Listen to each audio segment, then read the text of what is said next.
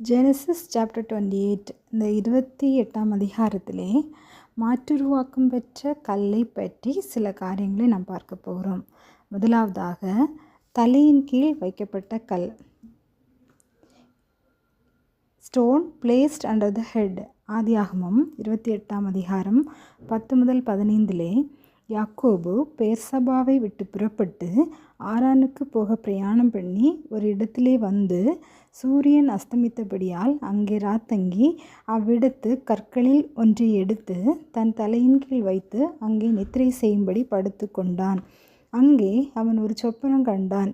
இதோ, ஒரு ஏணி பூமியிலே வைக்கப்பட்டிருந்தது. அதன் நுனி வானத்தை எட்டியிருந்தது. அதிலே தேவதூதர் ஏறுகிறவர்களும் இறங்குகிறவர்களுமாய் இருந்தார்கள். அதற்கு மேலாக கர்த்தர் நின்று, நான் உன் தகப்பனாகிய ஆபிரகாமின் தேவனும் ஈசாக்கின் தேவனுமாகிய கர்த்தர். நீ படுத்திருக்கிற பூமியை உனக்கும் உன் சன்னதிக்கும் தருவேன். உன் சன்னதி பூமியின் தூளை போல் இருக்கும். நீ மேற்கேயும் கிழக்கேயும் வடக்கேயும் தெற்கேயும் பரம்புவாய். உனக்குள்ளும் உன் சன்னதிக்குள்ளும் பூமியின் வம்சங்களெல்லாம் ஆசீர்வதிக்கப்படும். நான் உன்னோடே இருந்து நீ போகிற இடத்திலெல்லாம் உன்னை காத்து இந்த தேசத்துக்கு உன்னை திரும்பி வர பண்ணுவேன். நான் உனக்கு சொன்னதை செய்யும் அளவும் உன்னை கைவிடுவதில்லை என்றார். இங்கே யாக்கோபு நித்திரை செய்யும்படியாய் கற்களில் ஒன்றை எடுத்து தன் தலையின் கீழ் வைக்கிறார். கல் மிகவும் உறுதித்தன்மை வாய்ந்தது, கடினத்தன்மையுடையது. எளிதாக அதை உடைத்து விட முடியாது. அந்த கல்லின் மேல் தன் தலையை வைத்து நித்திரை செய்கிறார். நித்திரையிலே சொப்பனம் காண்கிறார். அங்கே உனக்குள்ளும் உன் சன்னதிக்குள்ளும் பூமியின் வம்சங்களெல்லாம் ஆசீர்வதிக்கப்படும் என்கிறதான உடன்படிக்கையையும், நீ போகிற இடத்திலெல்லாம் உன்னை காத்து இந்த தேசத்துக்கு உன்னை திரும்பி வர பண்ணுவேன். நான் உனக்கு சொன்னதை செய்யும் அளவும் உன்னை கைவிடுவதில்லை என்கிறதான வாக்குத்தத்தமும் யாக்கோபுக்கு வெளிப்படுத்தப்படுகிறது. கர்த்தருடைய உடன்படிக்கையும் வாக்குத்தத்தங்களும் கற்களை போன்று உறுதி வாய்ந்ததாகவும் எந்த காலத்தாலும் அழியாததாயும் தலைமுறை தலைமுறையாய் நிலைத்து நிற்கிறதாயும் இருக்கிறது. நாமும் கூட நமக்காகவும் நம் சன்னதிக்காகவும் வாக்குத்தத்தங்களையும் உடன்படிக்கையையும் கர்த்தரிடத்திலிருந்து பெற்றுக்கொள்ள வேண்டும். எப்படி யாக்கோபு உறுதியான கல்லின் மேல் தலை சாய்த்து நித்திரை செய்ததைப் போல நாமும் உறுதியான வாக்குத்தத்தங்களின் மேல் தலை சாய்த்து நிம்மதியாக பயமில்லாமல் நித்திரை செய்ய முடியும் என்பதை இந்த கல் நமக்கு கற்றுத்தருகிறது. இரண்டாவதாக, தூணாக நிறுத்தப்பட்ட கல், பில்லர்ட் ஸ்டோன். ஆதியாகமம் 28ஆம் அதிகாரம் 16 முதல் 19 யாக்கோபு நித்திரை தெளிந்து விழித்தபோது, மெய்யாகவே கர்த்தர் இந்த ஸ்தலத்தில் இருக்கிறார், இதை நான் அறியாதிருந்தேன் என்றார்.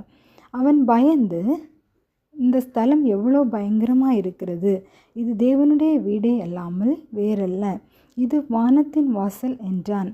அதிகாலையிலே யாக்கோபு எழுந்து தன் தலையின் கீழ் வைத்திருந்த கல்லை எடுத்து அதை தூணாக நிறுத்தி அதன் மேல் எண்ணெய் வார்த்து அந்த ஸ்தலத்திற்கு பெத்தேல் என்று பெயரிட்டான்.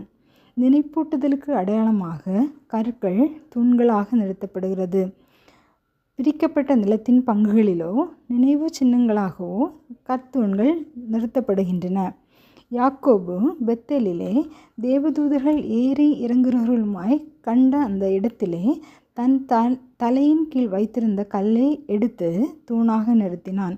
நாமும் கூட கர்த்தர் நமக்கு தந்த வாக்குத்தத்தங்களை ஒவ்வொரு நாளும் வாயினால் அறிக்கையிடும் போதும், அவரை எப்பொழுது நமக்கு முன்பாக வைத்திருக்கும் போதும் வாக்குத்தத்தங்கள் எல்லாம் தூண்களாக நம்முடைய வாழ்க்கையிலும் நம்முடைய சன்னதியுடைய வாழ்க்கையிலும் அசையாமல் பலம் நிறைந்ததாக நிறுத்தப்படும் என்பதை இது நமக்கு கற்றுத்தருகிறது.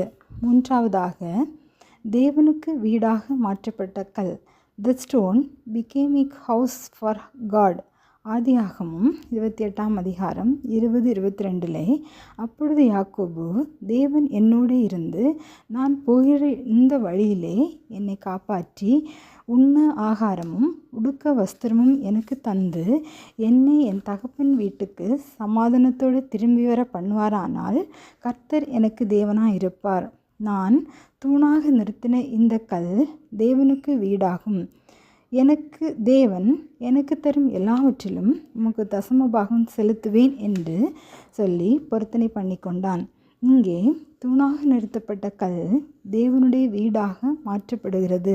யாக்கோபு உண்ண ஆகாரத்திற்காகவும் உடுக்க வஸ்திரத்திற்காகவும் போகிற வழியிலே பாதுகாப்பிற்காகவும் எல்லா காரியத்திற்காகவும் கர்த்தரை சார்ந்திருக்கிறதையும் அவரிடம் வேண்டுதல் செய்கிறதையும் இங்கே நாம் பார்க்க முடிகிறது. நம்மிடமும் கூட சிறிய சிறிய காரியங்களிலும் நாம் கர்த்தரை சார்ந்திருக்க வேண்டும் என்பதை கர்த்தர் எதிர்பார்க்கிறார். அப்படி எல்லாவற்றிற்காகவும் அவரை சார்ந்து தேவனை நோக்கி விண்ணப்பம் செய்யும்போது நாம் சன்னதியும் கர்த்தர் வாசம் செய்யும் தேவனுடைய வீடாக மாற்றப்படுவோம் என்பதை இது நமக்கு கற்றுத்தருகிறது. இப்படியாக வாழ்ந்து அவருக்கு மகிமை சேர்ப்போம். எங்களை அதிகமாக நேசிக்கிற நல்ல தகப்பனே, இந்த நாளிலும் மாற்றுருவாக்கம் பெற்ற கல்லை பற்றி சில காரியங்களை நாங்கள் கற்றுக்கொள்ள உதவி செய்தீங்க. நன்றி செலுத்துகிறோம். நாங்களும் உமக்கு பயனுள்ள பாத்திரங்களாக வாழ்ந்து மற்றவர்களை உமக்கு நேராக கொண்டு வர எங்களை அர்ப்பணிக்க உதவி செய்யுங்க. தாழ்த்தி உடைய கரத்தில் தருகிறோம். நீங்கள் பொறுப்படுத்திக் கொள்ளுங்கள். இயேசுவின் மூலம் ஜெபிக்கிறோம் நல்ல